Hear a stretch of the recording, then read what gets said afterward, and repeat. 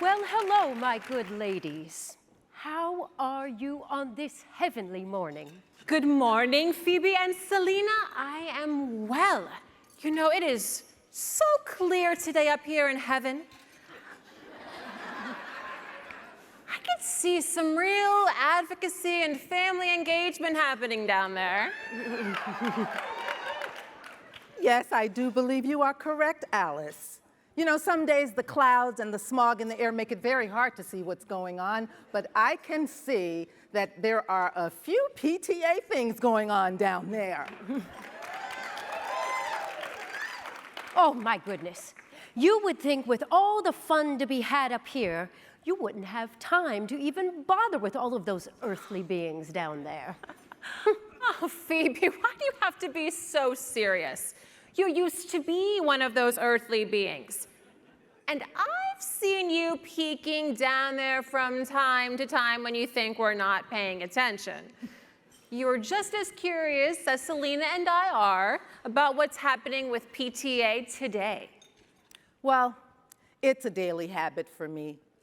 My life's work was to ensure that Black and brown children had equal access to education.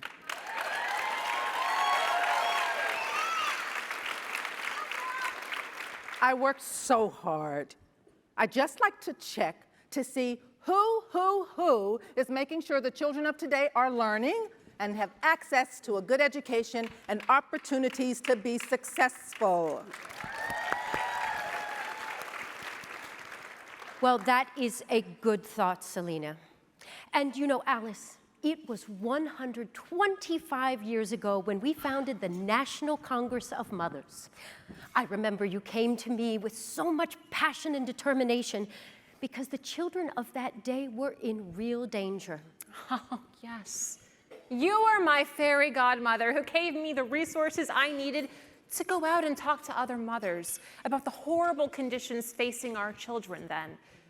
Remember how children worked in horrible conditions instead of going to school to learn and to thrive. And then we met in the nation's capital, which was such a beautiful moment. Yes, I remember there were so many issues facing families and children then. I do declare that seeing everyone at our first meeting in Washington and hearing how so many other mothers had the same concerns was the start of a beautiful thing. And our movement expanded throughout the country. Our organization really became a true resource for families in schools. We helped parents understand how to support their child's learning and development and made sure our children had access to early learning and healthy meals during the school day. Well, ladies, I must say that while that was good for your communities, children of color and their families had a really tough time over the years. They didn't have the same access to a quality education because of racism and the laws of the day. And we were not allowed into white parent groups. It wasn't easy to get equal educational opportunities for children of color. But in my day, I used all my resources to make sure that Black and brown children in Georgia had the same opportunities that white children had. And you know how I did that? By creating the National Congress of Colored Parents and Teachers. But it was truly unfortunate. And I tell you, Selena, the best thing to happen was the unification of our associations back in 1970. And from what I can see up here, it set off a course for children of color today to have so much more access to quality educational experiences. I wholeheartedly agree, I do. It was such an important moment. But I only wished that I wish it happened sooner and I lived long enough to be there. But I'm so glad that we were able to witness that historic moment from up here. Yes, I often wonder if over the years, members of the Parent-Teacher Association think about us, or even know about us at all.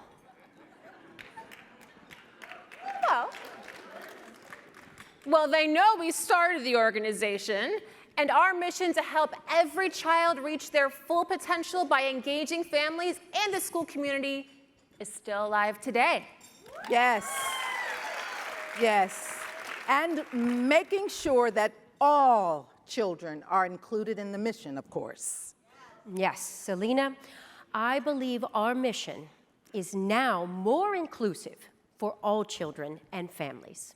Absolutely. It is not just about race anymore. Every child, regardless of their pedigree, disability, or sexual orientation, deserves the right to a safe,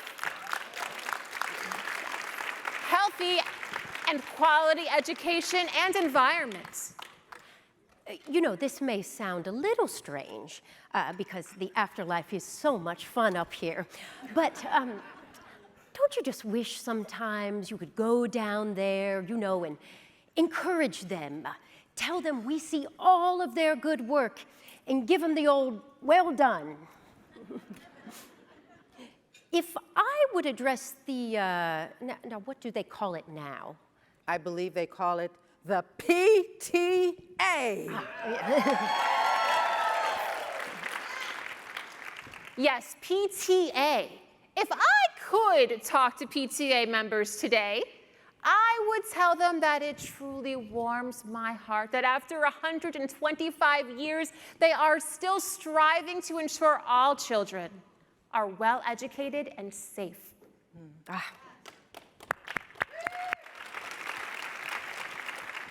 You took the words right out of my mouth. I have been quite impressed by what I've seen over the many decades. What we started in 1897 has grown beyond what I could imagine. And it's passionate parents and families, like we were then, who are advocating for the challenges children have faced over the years. And you know, I would tell those mothers and fathers who are speaking out to improve the education and well-being of their children, well done.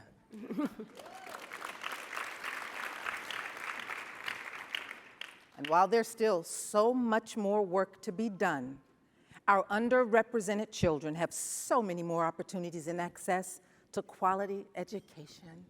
Indeed, and it is not easy to bring about necessary change. And in our day, we were able to effect lasting change before we could even vote.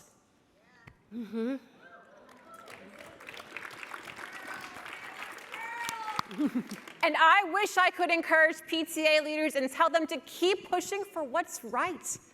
You know how hard it was to get a whole nation to think differently about our children, but we did it. And they're continuing on that path. That is right. Our nation is in good hands with the PTA leading efforts to keep children safe, healthy, and thriving. That's right. Our past work and their present work is going to take us into a glorious future where today's children will be the parents who advocate for America's youth.